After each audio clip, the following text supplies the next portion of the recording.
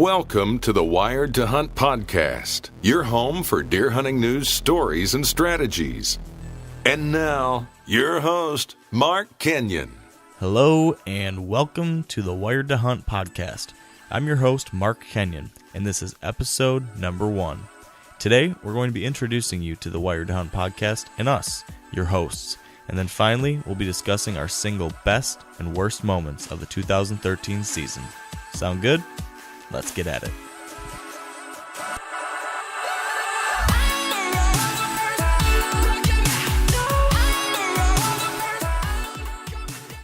All right, so joining me today, as always, is my co-host, the one and only Dan Johnson, also known as Dallas Fort Worth. How's it going, bud? You know, it's going pretty good. I'm not going to lie. I'm pretty excited for this. When you told me there was going to be a podcast about deer hunting, I love talking about deer hunting and all things outdoors, so it's a no-brainer for me. That's good to hear. I'm right in the same boat as you too. Pretty pumped. So that said, since this is our first podcast, I'm thinking we ought to get right into it. So as I mentioned at the top, I want to do 3 things today. First, introduce the listeners to, what the Wired Hunt podcast is going to be about. Secondly, introduce them to you and me. And then I wanted to cover the single best and worst moments of our 2013 season. So what do you think about that? I think I have a lot more bad things about my 2013 season than I do good things, but here goes nothing. Good. This might be a whole lot of bad things to talk about then too, because I had one of those seasons as well, but what can you do?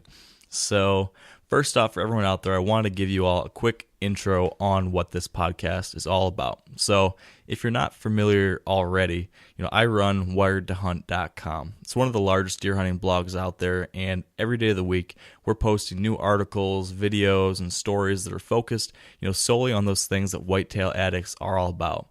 So that's what we're going to do here on the podcast. We're going to talk about whitetails, we're going to talk about strategy, share stories, talk about our successes and our failures, and kind of everything in between.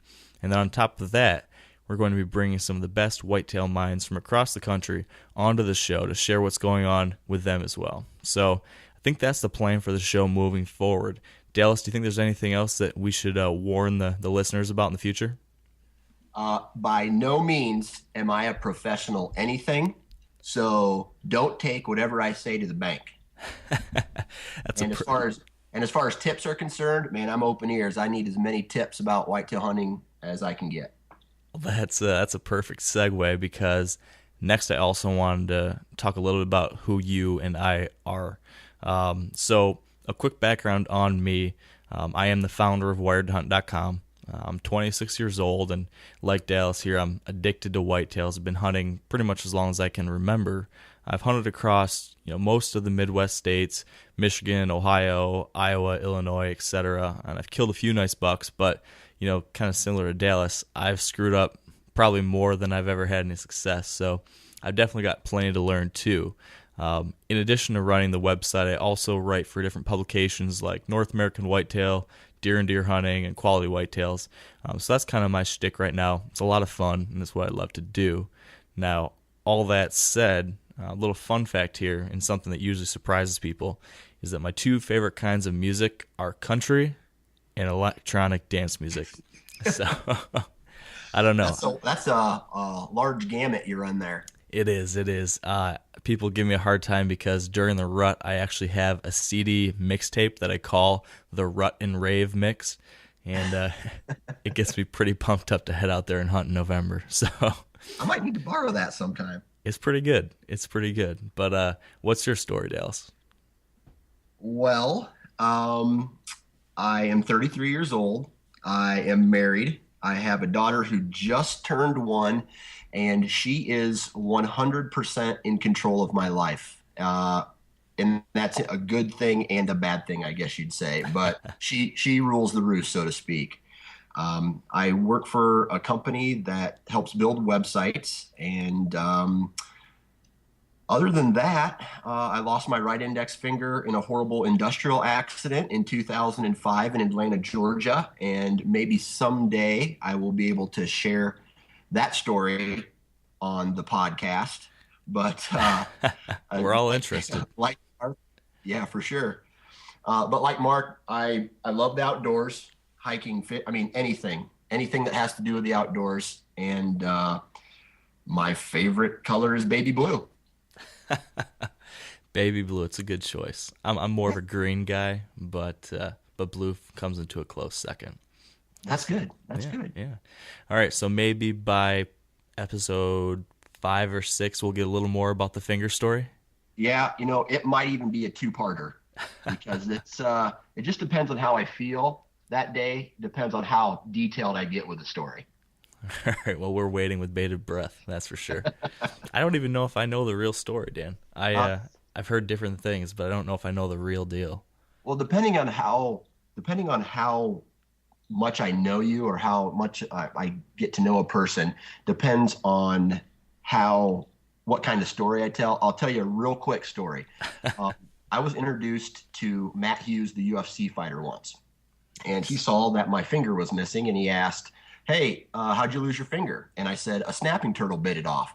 And before I could tell him the real story, somebody pulled him away from me to go in another direction at one of these archery trade shows. And so now he thinks I had my finger bitten off by a snapping turtle. That's pretty funny. So I guess then by virtue of that, you're saying that that's not the real story. So we can cross that one off the list of potential ways that you lost your finger. That is not the real story, but that is the story that is often used the most. It's a good one. I'll give you that.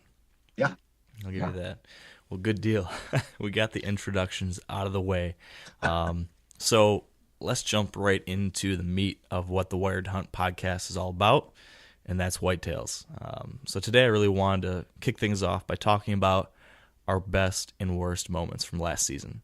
I think we both, knowing what I know, we both had an interesting season with lots of ups and downs. So I was hoping maybe that, Dan, you could kick us off talking about, the worst moment of your 2013 season, and then maybe something you learned from that.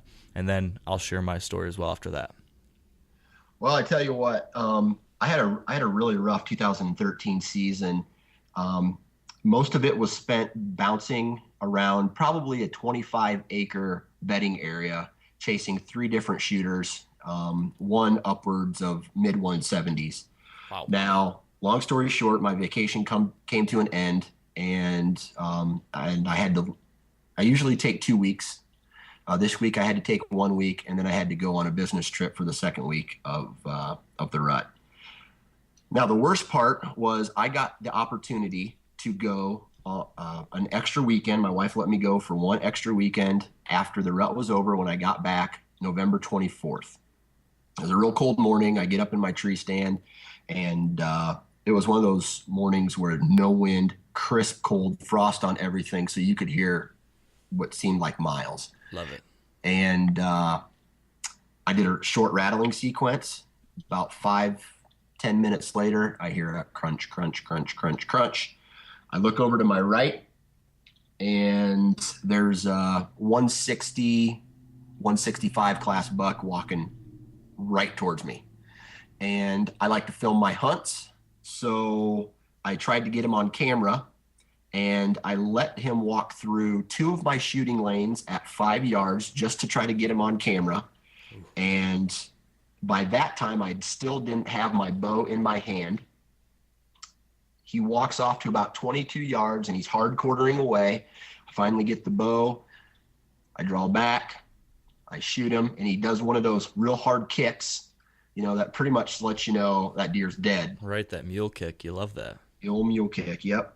5 minutes later, 10 minutes later, I get down. I walk to the impact site. No blood, no arrow.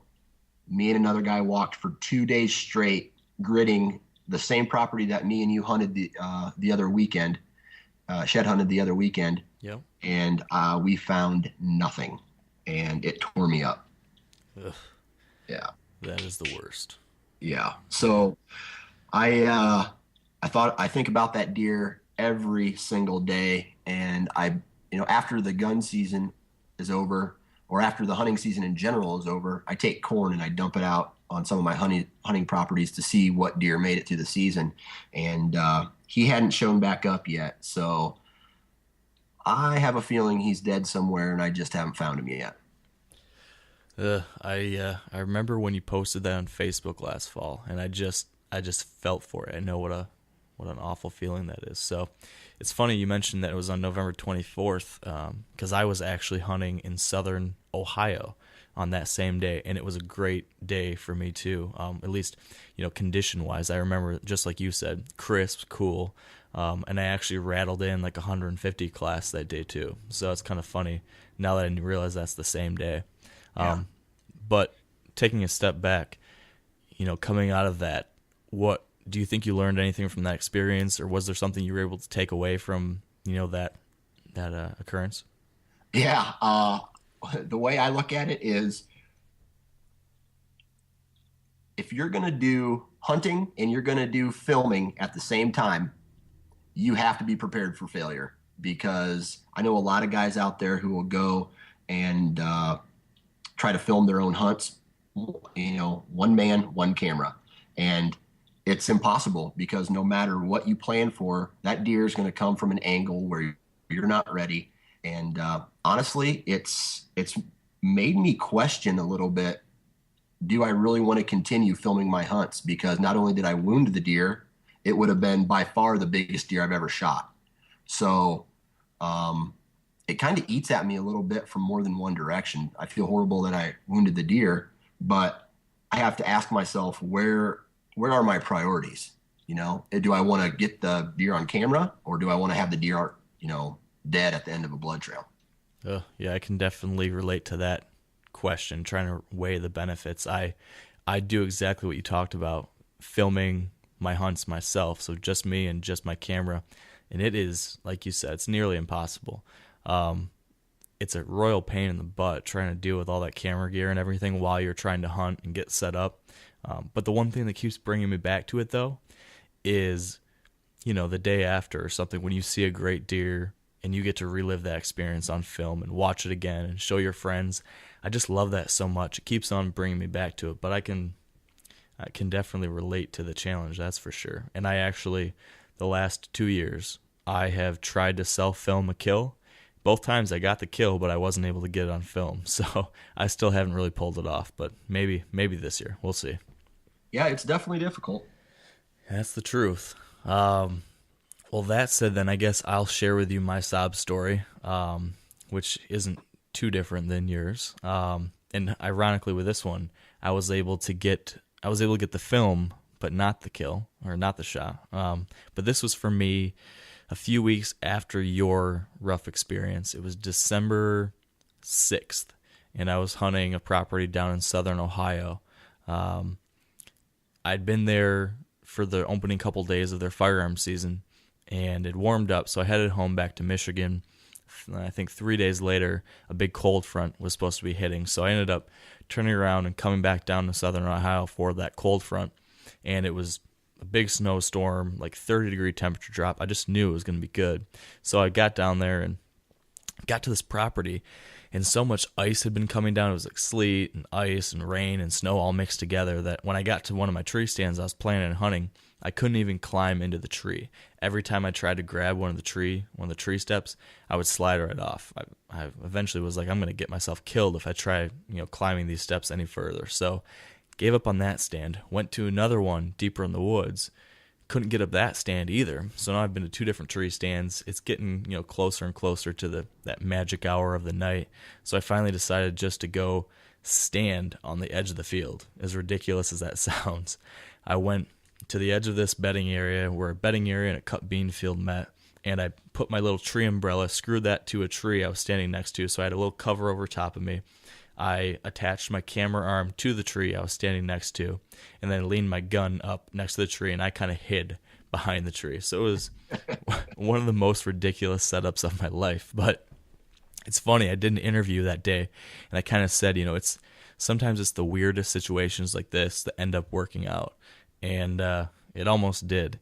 That snow was just hammering down for probably an hour and a half, nearly whiteout conditions.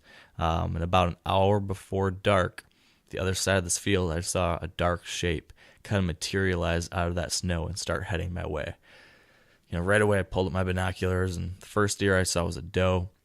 kind of scanned more to the right, saw another deer, pulled up on that one with the binoculars, and just right away saw this huge frame that without a doubt I knew it was a shooter. So dropped the binoculars, then scrambled to get my muzzleloader up. But I had forgotten my scope caps for the gun, so I had a plastic bag over top of the scope. So I pull up the gun, and I'm trying to get this Ziploc bag off of my scope so I can pull the gun up. I finally get that. I'm scrambling to get the gun up and get the camera turned on and everything. It was just kind of a mess. Finally get the gun up and I'm ready to go.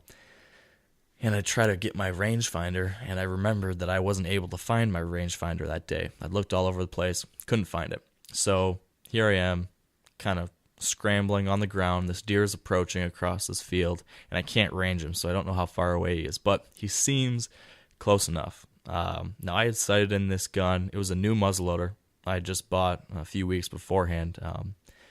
I'd sighted it in at about 100 yards, so I figured I'd be safe out to 150.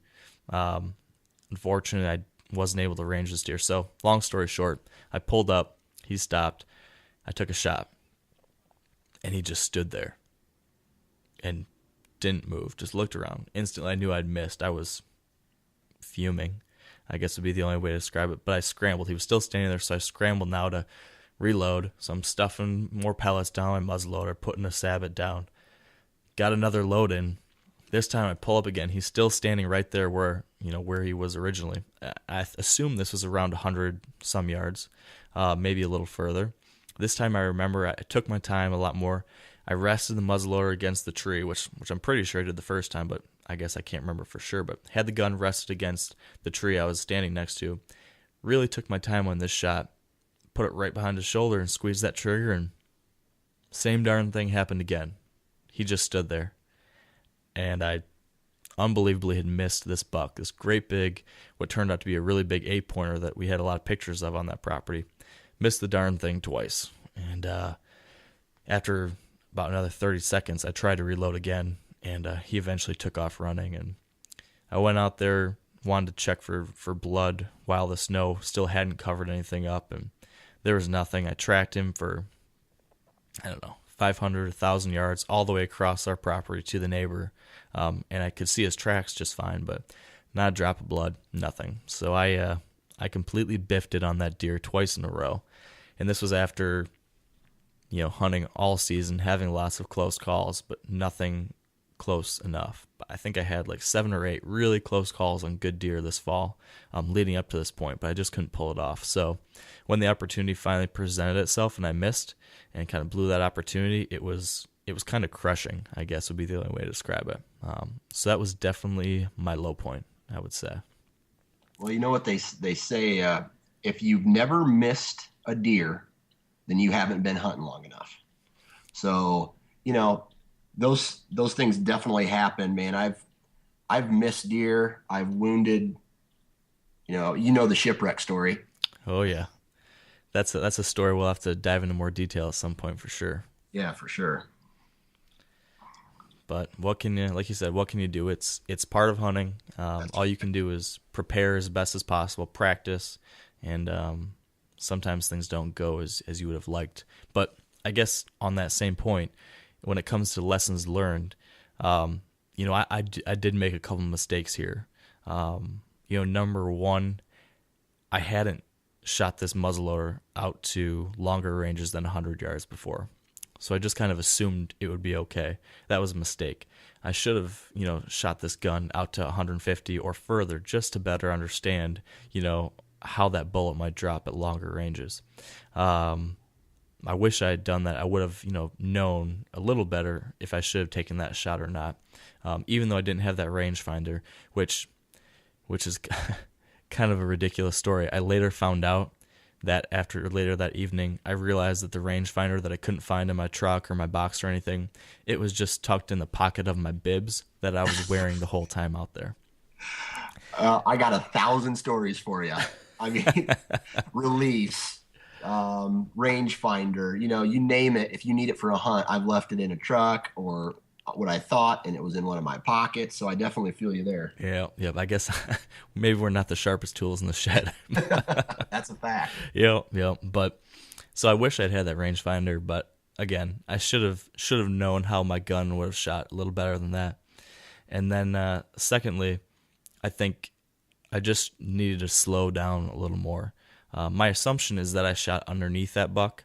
I paced off the distance and ended up being a little over 150 yards.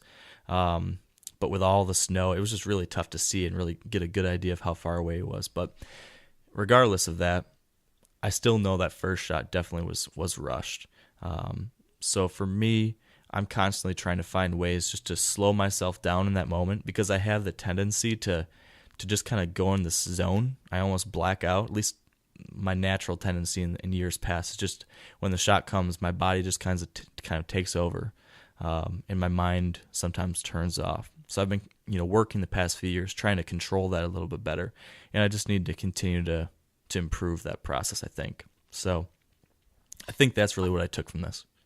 Yeah, I can definitely relate to you there, man. I turn on to autopilot when when the shot comes. Yep. And I think that's probably for most people. I think each one of us just has to find that different system of sorts to overcome that. So it's a work in progress, right? That's a fact, man. Always learning. That's the truth. So how about we move on to maybe a happier topic, being the best part of our 2013 season. Do you want to kick off with that one too? Yep, sounds good, man. All right, so although my year did not end in a kill, or any kill for that matter, because I didn't even get a doe this year, but I hunt a couple properties where access is very important, and a couple pinch points where you have to it has to be the right wind to even hunt this area. Well, I've been going at a specific area, and I mentioned earlier, bouncing around in this 25-acre little bedding area along a creek system. And I've been walking in for years, and I've seen plenty of deer, but nothing, would come into shooting range. Well, we had an odd wind, and it was one of the last days of my hunt, so we kind of threw a Hail Mary, and we walk into down this little washout into a bigger creek, walk up the creek, climb a bank to the edge of this field where we didn't think at the time the deer were bedding, but they were bedding there the entire season. And my other access route that I had been taking to get into this point, my scent would blow into this grass field, and they smelled me coming every day. Jeez. That I hunted in that timber. So what I walked away with was a better understanding for my property and being able to find a new access point to hunt the same area, and probably next year have a little bit better success in that area because of that access route. So learning the property, and it's just kind of clicks, it's just like, boom, no wonder I haven't been seeing anything, in this area, or at least having it close enough to shoot. Wow. Because my scent was blown into this CRP field every day I walked in there. And I walked through it in early summer, and it was so thick. Again, we keep coming back to the word assume. I assumed they wouldn't be in there, but man, when it comes to hunting, you can't assume anything. And that is the truth. It's amazing how much. It's amazing how much you can kind of learn from those little moments, those occasional moments of enlightenment that kind of change your whole assumption upside down. That's for sure. Yeah, it made me feel stupid for a second, but I'll tell you right now, this little strip of timber, since the day I found out about this. So anyway, I walk up this bank, I set up a tree stand, and as I'm setting up the final, because I do a lot of running gunning, I set up my tree stand, and before I pull my bow up, I glass out into this field, and there's the probably 175 class buck standing right over top of a doe, and I sat there for all day long watching him fight off bucks coming from the opposite direction because my scent wasn't there. So the deer never came by the shooter, but now I know where I need to be for next year. Heck yeah, that's awesome to be able to see that, especially that like tangible proof of the fact that you got it right that time. That's pretty cool. Now, what about your access route? Have you figured out a new access route that's going to be able to get you in there more consistently in a stealthy way that you could share with us what that looks like, or are you still working on perfecting that? No, I mean it's pretty simple. I mean, the reason I was able to get to it this year was because, we had a real dry summer, so the creeks were real low, and I was able to walk a creek bed to this hunting spot. Now, if I'm going to have to find a different access route to this place if the water's high, because there's literally no other way. It's on a peninsula, and there's these two strips of timber that come to a portion of the creek bank where it's washed away, and the deer will go from one strip of timber to the other strip of timber, and they'll expose themselves just for that one crossing where there's no timber and where there's that washout. And that's where I set up, and that's where a lot of does and younger bucks were cruising. It's just a bunch of washouts and creek systems that I use. They're lower points, so you can't see if a deer was in the field or in the grass, they wouldn't be able to see me because I'm way lower than the actual ground level. Right. Yeah, love those creeks that you can walk in to get access. Those are just perfect ways to get into a stand. There's even a couple of spots where the water's too high for me to wade through over in some of the areas that I hunt, but I've actually thought about getting a little kayak or something just to take that creek right into my stand with a little boat or kayak or something. That I think it'd work pretty well. Yeah.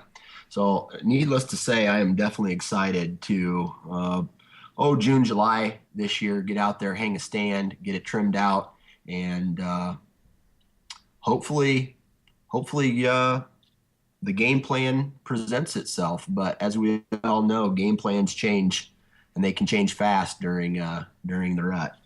That's the truth. Now, do you know anything about that 170? Did you hear from anyone if they took him, or could he possibly be still around? No, it's hard to tell. I hunt in an area where it's a lot of, and what I'll say, old time hunters. So if they shot a 200 inch, they wouldn't tell anybody. Right. They would, it's kind of funny. I gain access. I don't own any property. I don't lease any property. All the property that I hunt is private ground where I've knocked on doors and asked permission. And I've, built these relationships with these landowners to, hunt their properties. Now, it's funny when I go looking for a new property, I'll knock on the front door and they open it to say hello, and you'll be surprised how many giants are hanging on the walls of these farmers' houses that they've killed over the years. Yeah. Or one time a farmer took me out to his machine shed and said, yeah, I think we got some deer here. Shows me a 55-gallon drum full of shed antlers over the years that he's found. And the one on top is probably an 80-inch 5-point side. Oh, my gosh. Every year he found them as he's plowing. He picks them up and throws them in this barrel. So that's crazy. There's so many of these guys, they just don't care about it too. It's just another deer, and they wouldn't even think that it'd be a big deal like it would be to us. Yeah, and these guys, it's all about crops. So, they hunt because they have time during the winter, but during the fall it's harvest season, and they don't even care about hunting because they got other work to do. But, coming back to the positives of the season is I am a true believer that any time spent out in the woods, whether you see a deer or not, is a positive thing, because I sit in a cubicle for 40 hours a week, and probably just like the rest of the hunters out there, maybe I don't like my job all the way. So when it's time to just go out and unplug for a while, man, that's the best feeling in the world. Absolutely. That's so true. And that you're really good at this whole segue thing, Dan, because that perfectly segues in to the story I wanted to share. Perfect. So thanks for that. Let's hear it. So I 100% agree with you that those moments out hunting, are so great, regardless of whether you see a deer or kill a deer. But sometimes I let a part of me forget that. I sometimes put a lot of pressure on myself to get a deer or to get the film or whatever it might be, with the website and everything. I kind of feel this pressure that I need to quote unquote produce, which is a mistake because that ends up, making me enjoy some of my time in the woods less than I really should be, and kind of getting my priorities messed up. So that said, as I kind of alluded to earlier, I had a season, a couple months of my season where I just had all these close encounters, but just little things kept going wrong all on the way. I'd see a great deer, and at the last minute, my wind would swirl, or had another deer come in and couldn't get a shot because I had planted a certain type of food plot that kind of blocks the visibility from around it, and he got behind this tall grassy stalk area and couldn't get a shot. But one way or another, there was always something that went wrong, and even though I should have been enjoying the fact I was seeing some great deer and having great encounters, I just kind of let it chew at me and I kind of took a turn to negative town, I guess would be the best way to put it. So by the time I got to December 6th and I missed that buck in Ohio, I was really just down on myself and really wasn't enjoying myself anymore, which is a bummer because, hunting whitetails is a privilege and it's a wonderful thing, that it's almost sacrilege to be out there and not be enjoying every moment of it. So that said, fast forward a few days, I've gotten pretty dejected with the season. It's the middle of December now. Still hadn't gotten a buck, feeling kind of like a failure, I guess. And now it's December 16th. I'd hunted the past 4 days, freezing cold, a lot of snow and stuff up here in Michigan, and just couldn't get it done. I saw one of the bucks that I've been hunting actually for 3 years. I saw him 3 years ago, had some really great encounters, couldn't get a shot. He showed back again on this farm this year, or 2013 rather. I found one of his sheds. I'd seen him, I think 4 or 5 times already that season, had some close calls, tons of trail camera pictures, but I just could never quite get that shot. Well, December 11th, I again saw him just out of range, couldn't get a shot. So that takes us to December 16th. I actually was sitting at my computer. It was probably 1 o'clock in the afternoon. Usually that's when I'm hopping in, taking a shower, and getting ready to go hunt, if it's a day I'm going to be hunting. And my wife came into my office. I was working on an article, I think, for the website. And she asked me, are you going to be getting ready to go out and hunt soon? And I just remember I told her, I'm just not feeling it today. I'm just going to try to get some work done. At least then I'll really accomplish something along those lines. And the look she gave me, it could kill.